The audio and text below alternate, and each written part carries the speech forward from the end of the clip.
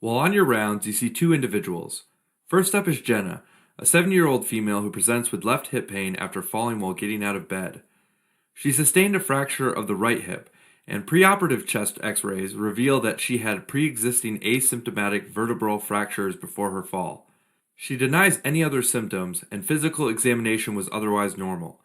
Then you see Gerald, a 46-year-old male who presents with a mild but noticeable limp and hip pain on the right side after falling from a chair. Examination is unremarkable. In Jenna's case, a DEXA scan was performed revealing a T-2.8 score. In Gerald's case, radiographs of the hip showed a right hip fracture and abnormally dense hip bones. Both seem to have some type of bone disorder. But first, a bit of physiology. Bones have a hard external layer of cortical bone and a softer internal layer of spongy bone composed of trabeculae. The trabeculae are like a framework of beams that give structural support to the spongy bone. Now these are replaced every few years in a process called bone remodeling. The process has two steps: bone resorption, which is when the osteoclasts break down bone by releasing hydrogen and collagenases, and bone formation, which is when osteoblasts form new bone by secreting osteoid seam. Osteoid seam is mainly made up of collagen, and it acts like a scaffold upon which hydroxyapatite, a combination of calcium and phosphate, deposits. Bone formation requires an alkaline environment, which is why bone cells often produce alkaline phosphatase, an important marker of bone cell activity. At a cellular level, remodeling begins when osteoblasts release receptor activator of nuclear factor kappa beta ligand, or RANK-L for short, which binds to RANK receptors on the surface of osteoclasts, activating them to begin bone matrix demineralization. Once there's been sufficient bone demineralization, osteoblasts secrete osteoprotegerin, which inactivates RANK-L. This causes the osteoclasts to stop demineralizing the bone, and osteoblasts to secrete osteoid seam. Another high-yield concept is that the osteoblasts are derived from mesenchymal stem cells in the periosteum, a membrane covering the surfaces of bones and consisting of an outer fibrous layer and an inner cellular layer. By contrast, osteoclasts originate from hematopoietic progenitor cells, more specifically from a fusion of monocyte and macrophage precursors. These differentiate once osteoblasts secrete RANK-L and macrophage colony-stimulating factor, or MCSF, which interact with their respective receptors on the osteoclast membrane. Now keep in mind that parathyroid hormone also regulates osteoclast maturation, but it does so indirectly by stimulating RANK-L and MCSF secretion from osteoblasts. However, its action actually depends on its serum levels. At low intermittent levels, the hormone exerts anabolic effects, meaning it promotes bone formation. Conversely, chronologically increased parathyroid hormone levels, like, for example, in primary hyperparathyroidism, cause catabolic effects, meaning it promotes bone resorption. Additionally, the hormone also increases calcium levels and decreases phosphate levels by increasing its urinary excretion. Okay, now let's talk about bone disorders, starting with osteoporosis, where there is an increased breakdown of bone mass in comparison to the formation of new bone, which results in porous and weak bones. Factors that accelerate mass loss and increase the risk of osteoporosis are low estrogen levels, as in menopause, and hypocalcemia. However, something high yield to know is that the most important factor that increases bone mass is genetics, which explains why some individuals develop osteoporosis earlier than others. Genetics is also the reason why Caucasians have lower bone densities than those of African descent.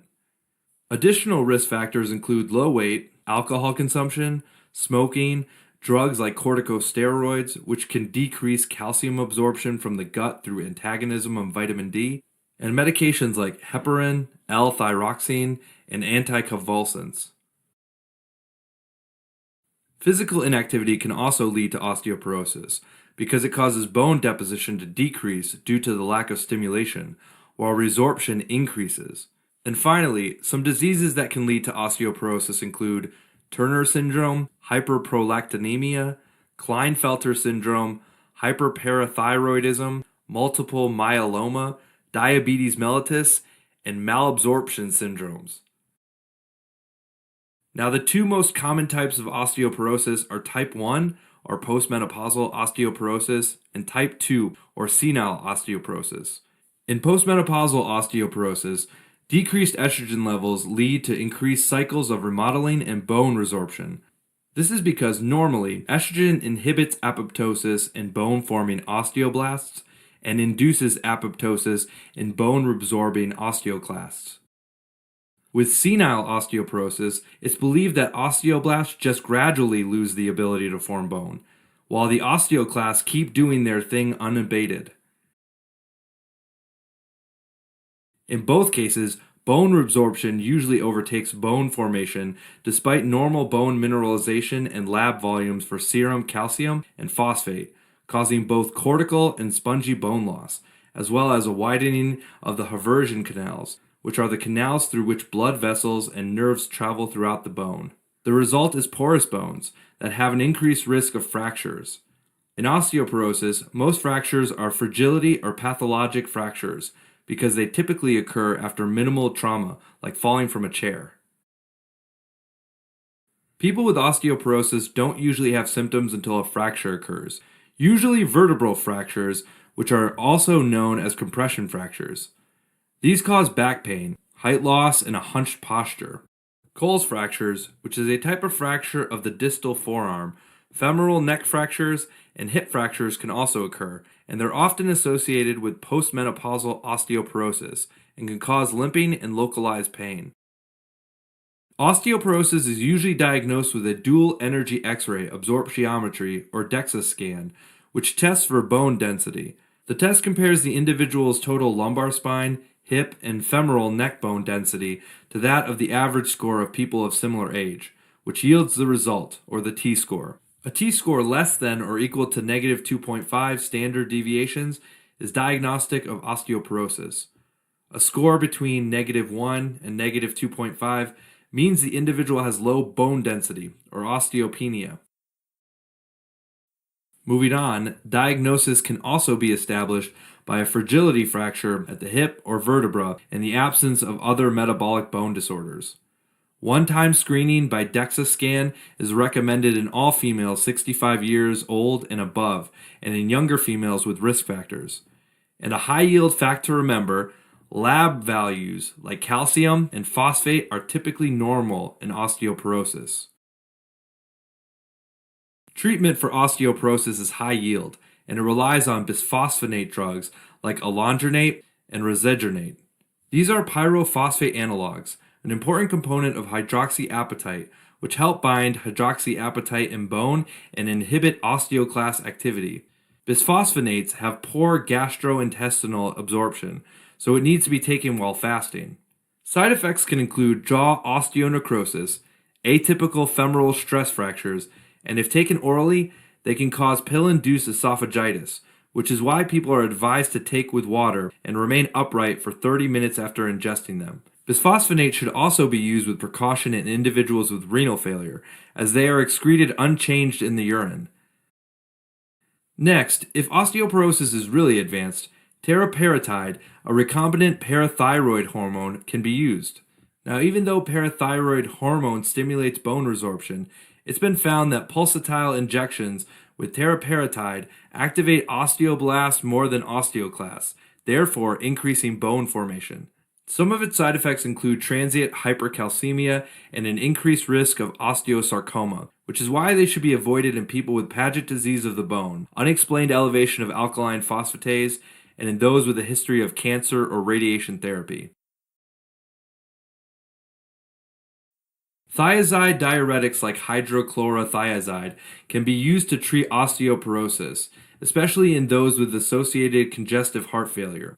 Hydrochlorothiazide boosts calcium retention in the distal convoluted tubules of the kidney and directly stimulates osteoblast differentiation, therefore decreasing mineral bone loss. As a downside, it can cause hypokalemic metabolic alkalosis and hyponatremia. Additionally, it can also cause hyperglycemia, hyperlipidemia, hyperuricemia, and hypercalcemia, all of which can be remembered using the mnemonic hypergluc. Finally, other medications that are commonly tested include denosumab, which is a monoclonal antibody against rank L that inhibits osteoclast maturation, and raloxifene, which is a selective estrogen receptor modulator, which mimics natural estrogen, both of which are used for postmenopausal osteoporosis. Although raloxifene has agonist effects in the bone, it acts as an estrogen antagonist in the breast and uterus, which means it can actually decrease the risk of estrogen-positive breast cancer. In rare cases, calcitonin is also used to treat osteoporosis, which works by decreasing bone resorption of calcium. Prophylaxis in those with risk factors include weight-bearing exercise and adequate calcium and vitamin D intake throughout adulthood. Hormone replacement therapy with estrogen might also be beneficial. But because hormone replacement therapy increases the risk of endometrial cancer and of cardiovascular disease, some women might benefit from adding progesterone or progestin to the treatment. Another thing you might come across is that hormone replacement therapy, just like pregnancy and oral contraceptives, can increase thyroid binding globulin or TBG levels. TBG is the protein through which thyroid hormones circulate in the plasma, so its increased levels also lead to increased total T4 and T3 levels. However, because the bound form of thyroid hormone is biologically inactive, and because the level of free thyroid hormones remains within normal limits, the affected individuals remain euthyroid. Next, osteopetrosis, which means stone bone, is a rare genetic disorder that makes bones abnormally dense due to a decrease in bone resorption. The condition is associated with mutations in at least 9 genes, like the one for carbonic anhydrase 2, which impairs the ability of osteoclasts to generate the acidic environment necessary for bone resorption. Without functional osteoclasts, old bone is not broken down as new bone is formed. As a result, bones throughout the skeleton become unusually dense and structurally abnormal, making them prone to fractures. Symptoms of osteopetrosis depend on the severity of the disease, and depending on which genes are affected, there are 3 types of disease that can occur. Osteopetrosis tarda, the adult form, which is benign and asymptomatic; osteopetrosis congenita, and marble bone disease, the infantile forms, both of which are severe. Osteopetrosis congenita is associated with failure to thrive and growth delay. When skull bone tissue grows excessively, it can narrow the cranial foramina, an opening on the skull base through which many cranial nerves pass, and cause symptoms like proptosis, which is protrusion of the eyeball, blindness, deafness, and hydrocephalus, which is cerebrospinal fluid accumulation within the brain ventricles. When bone tissue begins to replace bone marrow in the medullary cavity, it can cause severe bone marrow failure, resulting in pancytopenia. Consequently, people with severe osteopetrosis are at risk of abnormal bleeding due to thrombocytopenia, anemia, and recurrent infections caused by white blood cell depletion. Now, the body tries to compensate for bone marrow failure by stimulating extramedullary hematopoiesis in the liver and spleen, resulting in hepatosplenomegaly and hypersplenism. Unfortunately, it can't really keep up with the body's demands, and as a result, these individuals die due to severe anemia, bleeding, and infections. Marble bone disease is not characterized by bone marrow failure, but there can be renal tubular acidosis because carbonic anhydrase 2 is also involved in many kidney functions. Additionally, the affected individuals might have a short stature and present with intracranial calcifications, hearing loss, dental abnormalities, seizures, and psychomotor impairment. Diagnosis is established by X-ray, which most often detect abnormally dense bones and narrowed medullary cavity. Some specific signs that can appear include diffuse symmetric sclerosis, causing the classic bone-in-bone appearance of the vertebrae and phalanges, where there's an even radiopaque area surrounded by a trim of radiolucent tissue, and sclerosis of skull base, pelvis, and vertebral end plates, giving rise to sandwich vertebrae, where the superior and inferior margins of the vertebrae are opaque and the middle radiolucent. Lab tests can show thrombocytopenia, anemia, decreased calcium, and elevated serum acid and alkaline phosphatase levels. It might be good to know that alkaline phosphatase is the biochemical marker of osteoblast and osteoclast activity in the blood. However, it can come from other sources too, like the placenta, liver, and intestine, which means it's not highly specific for bone cell activity. In these cases, electrophoresis and monoclonal antibodies can be used to determine the source of alkaline phosphatase. And finally, in addition to the routine laboratory investigations, genetic testing should be undertaken in all individuals with suggestive symptoms of osteopetrosis. Osteopetrosis tarda doesn't usually warrant any treatment except for fragility fractures. Infantile osteopetrosis, on the other hand, might benefit from childhood bone marrow transplant, which is potentially curative as osteoclasts are derived from monocytes. Symptomatic treatment can also be provided, ranging from treatment of fragility fractures and erythropoietin for any associated anemia to corticosteroids to alleviate both the anemia and stimulate bone reabsorption, and vitamin D to stimulate dormant osteoclasts and stimulate bone reabsorption. Next, Paget disease of bone, or osteitis deformans, is a disorder where there is abnormal bone remodeling that happens in either some regions of a single bone or the whole skeletal system. Most often, it involves the skull, lumbar vertebrae, pelvis, and the femur. Now, the exact cause of Paget disease of bone is unclear, but it can get triggered by infections, especially with measles virus, and it's also linked to genetic mutations like the SQSTM1 mutation, which encodes a protein involved in regulating osteoclasts. Okay, so there are three main phases to the disease, which might pop up in your exams. Phase 1 is the lytic phase, and that's where osteoclasts, which in Paget disease are large and have over 100 nuclei, start to aggressively demineralize the bone up to 20 times more than normal. Phase 2 is the mixed phase, and that's where the lytic phase occurs alongside the blastic phase. In the blastic phase, there's a rapid but relatively disorganized proliferation of new bone tissue by an unusually large number of osteoblasts. The result is that collagen fibers are deposited in a haphazard way. Phase 3 is the sclerotic phase, and that's where new bone formation exceeds bone resorption, and the final result is bone that's structurally disorganized and therefore weaker than normal healthy bone. At the same time, vascularization of the sclerotic bone increases as well, mainly because osteoclasts seem to secrete cytokines that activate fibroblasts and endothelial cells proliferation, which induce new blood vessel formation.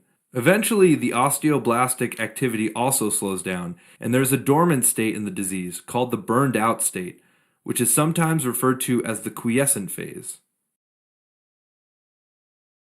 Early on, Paget disease of bone doesn't typically cause symptoms, but over time the misshapen bone can impinge on nerves and cause bone pain. In addition, if the skull is involved, the overgrowth of bones can make a person have a lion-like face, which is called leontitis. And because the skull is larger, the affected individuals often say that they need a bigger hat. The bony overgrowth can also narrow the auditory foramen and impinge on the auditory nerve, leading to hearing loss. If the optic nerve is compressed as it passes through the optic canal, there can be vision loss. Sometimes, the accelerated bony growth can lead to genetic mutations that cause a bone cancer called osteosarcoma, which in this case is called Paget sarcoma. Other bony deformities from Paget disease of bone include kyphosis, which is an excessive curvature of the spine, making a person face down to the ground, lower limb muscle weakness from misshapen vertebrae compressing the spinal cord, and pelvic asymmetry. It can even lead to bow legs if the tibias and femurs get too weak to support the person's weight and begin to bend over time. If the parts of the bone that are involved in the joint are involved, it can result in arthritis. Although cardiovascular involvement is uncommon, those with widespread Paget disease and extensive hypervascularization of the bone marrow can present with an arteriovenous shunt, leading to high output cardiac failure.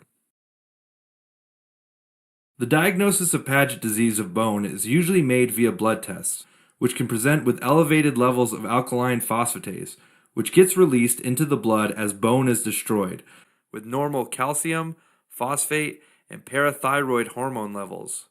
In addition, an X-ray scan might show the mosaic pattern that's characteristic of Paget disease of bone, which consists of radio-opaque and disorganized areas of sclerosis, interspersed with lucent and more normal bone.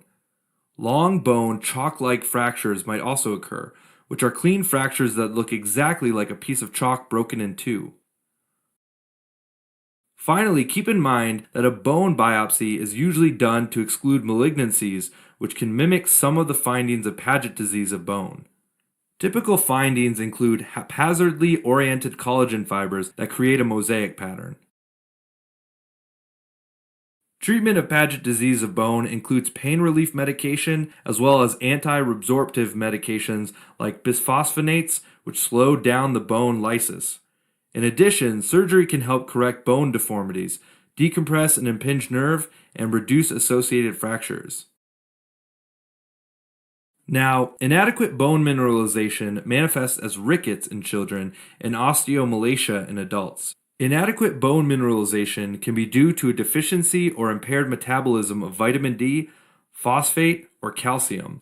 When these elements are missing, osteoblasts don't have enough calcium and phosphate to deposit into the organic matrix. In children, because the growth plates haven't closed yet, this leads to cartilaginous growth plates, softening of the bones, impaired growth of bones, and bone malformations. Whereas in adults, where the epiphyseal plates have already closed, it only causes defective mineralization of osteoid, resulting in weakening and softening of bones, which makes them easier to fracture. Okay, now vitamin D deficiency is the most common cause of both rickets and osteomalacia. Often it occurs in those who aren't exposed to enough UV light since UV stimulates vitamin D synthesis. This is especially true for those who have recently immigrated from an area with a sunny climate.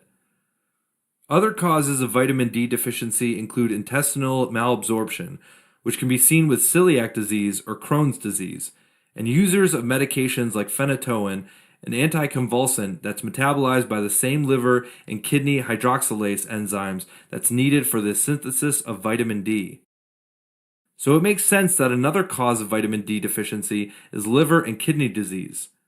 For example, rickets or osteomalacia can occur in chronic liver disease due to the liver's inability to turn inactive vitamin D into 25-hydroxyvitamin D. The same goes for chronic kidney disease, where the kidneys can't turn 25-hydroxyvitamin D into 1,25-hydroxyvitamin D. Both conditions result in an active vitamin D deficiency, which leads to impaired bone mineralization. With both rickets and osteomalacia symptoms include diffuse bone and joint pain, proximal muscle weakness, bone fragility, and increased risk of fragility fractures.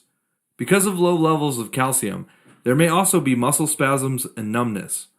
Rickets-specific symptoms include thin, soft skull bones, which is caused by craniotabes, delay in the closure of fontanelles, and bow legs, also known as genu varum. There may also be an enlarged prominent frontal bone.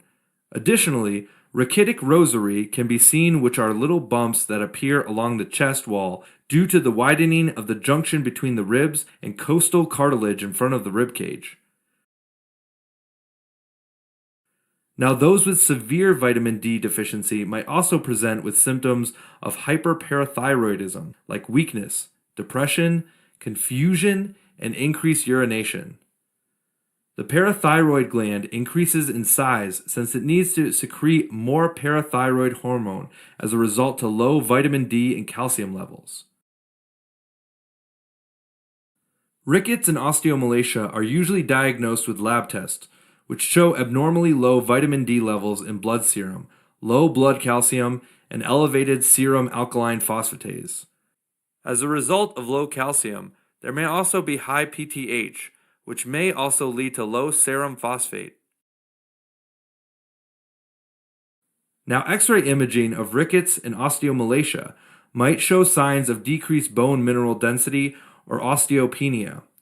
First, there's looser zones, which are bands of low bone density that form on the surface of the bone, and they look a bit like bone fractures, so they're also called pseudofractures.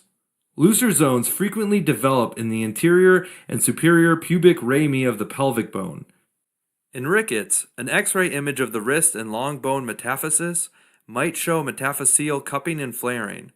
With metaphyseal cupping, the edges of the metaphysis widen laterally like flared jeans, and the metaphysis itself drops inwards, towards the diaphysis, which makes it look a bit like a cup. Another X-ray finding in Rickets is metaphyseal fraying, where instead of the metaphyseal surface appearing smooth, it appears fuzzy and irregular. Treatment for both rickets and osteomalacia involves oral vitamin D supplementation and treating the underlying cause, which could be any condition affecting the organs responsible for vitamin D activation. In addition, preventative measures include vitamin D supplementation during pregnancy and administering vitamin D drops to neonates and infants, especially those who are breastfed. Alright, as a quick recap. Osteoporosis refers to decreased bone density due to increased bone resorption compared to bone formation, resulting in porous bones with an increased risk of fracture. There are many risk factors, including decreased estrogen levels, physical inactivity, and smoking. Osteopetrosis is a genetic disorder that causes an increase in bone density secondary to osteoclast dysfunction. In adults, it is mostly asymptomatic, but it can cause fragility fractures. In children, it can lead to bone marrow failure, nerve palsies, failure to thrive and grow, hepatosplenomegaly, and renal tubular acidosis. In Paget disease of bone, there's an excessive amount of bone resorption and haphazard bone growth. There's a lytic phase, a mixed phase, and a sclerotic phase, which result in weak and hypervascularized bones. Paget disease of bone is usually asymptomatic, but can result in misshapen bones that cause fragility fractures and lead to nerve compression.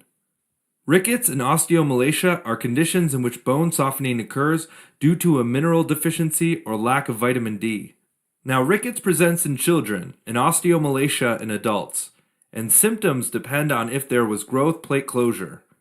Nonetheless, some key symptoms of rickets are craniotabes and bow legs.